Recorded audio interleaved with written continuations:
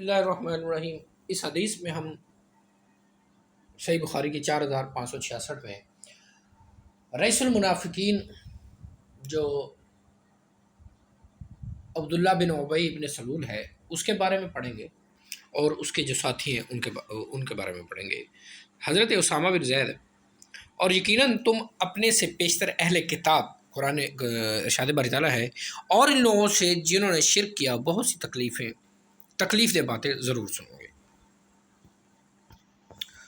حضرت اسامہ بن زید رضی اللہ تعالیٰ عنہ سے روایت ہے کہ رسول اللہ صلی اللہ علیہ وسلم ایک گدھے پر سوار ہوئے جس پر علاقہ فدق کی بنی ہوئی موٹی چادر ڈالی گئی تھی، اور مجھے بھی اپنے پیچھے بٹھا لیا، جس پر علاقہ آپ قبیلہ حارث بن خزرج کے محل میں حضرت سعد بن عبادہ رضی اللہ تعالیٰ عنہ کی عیادت کے لیے تشریف لے جا رہے تھے۔ یہ واقعہ غزوہ بدر سے پہلے کا ہے۔ راستے میں آپ ایک مجلس سے گزرے جس میں ملے جلے لوگ تھے، یعنی مسلمان، مشرکین اور یہودی بھی تھے۔ ان میں عبداللہ بن ابی سلول رئیس المنافقین بھی موجود تھا، جو ابھی مسلمان نہیں ہوا تھا۔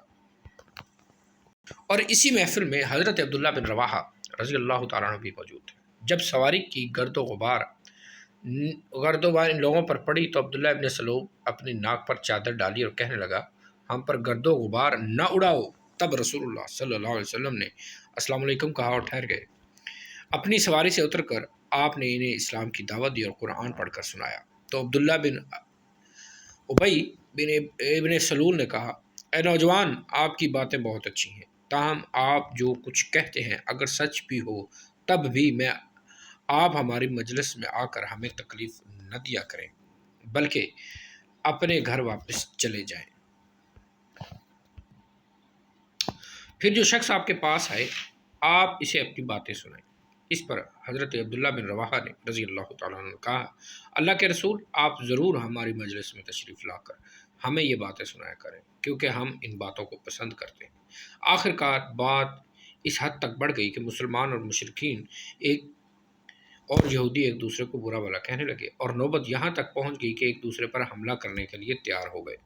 نبی صلی اللہ علیہ وسلم مسلسل ان کو خاموش کراتے رہے یہاں تک کہ وہ خاموش ہو گئے۔ بعد ازاں نبی صلی اللہ علیہ وسلم اپنی سواری پر بیٹھ کر حضرت سعد بن عبادہ رضی اللہ تعالیٰ عنہ کے پاس تشریف لے گئے، اور نبی صلی اللہ علیہ وسلم نے ان سے فرمایا، اے سعد، ابو حباب یعنی عبداللہ بن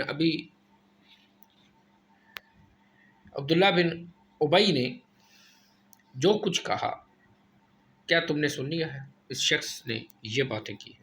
حضرت سعد بن عبادہ رضی اللہ تعالیٰ عنہ نے عرض کیا، اللہ کے رسول، اسے معاف کر دے اور درگزر سے کام لے۔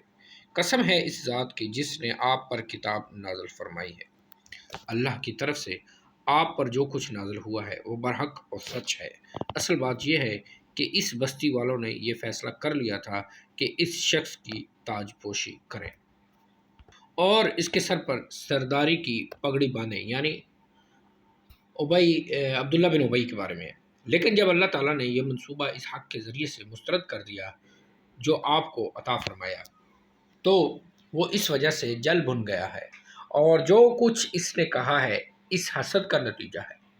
چنانچہ رسول اللہ صلی اللہ علیہ وسلم نے اسے معاف کر دیا۔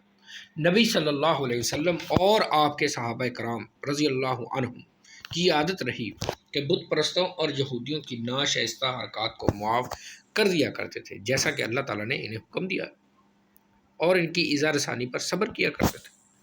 ارشاد باری تعالیٰ ہے اسی سے متعلق ہے، اور یقیناً تم اپنے سے پیشتر اہل کتاب و مشرکین سے بہت سی تکلیفیں اور باتیں ضرور سنو گے۔ اگر تم صبر سے کام لو اور تقوی اختیار کرو تو یہ بڑے حوصلے اور دل گردے کی بات ہے۔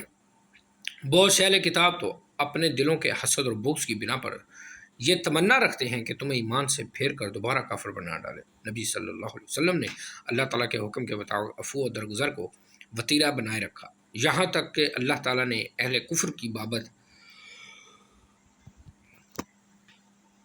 جہاد کی اجازت دی۔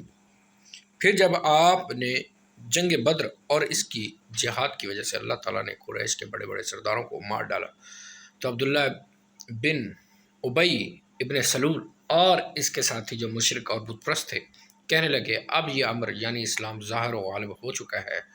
تب انہوں نے رسول اللہ صلی اللہ علیہ وسلم سے بیعت کر لی اور مسلمان ہو گئے۔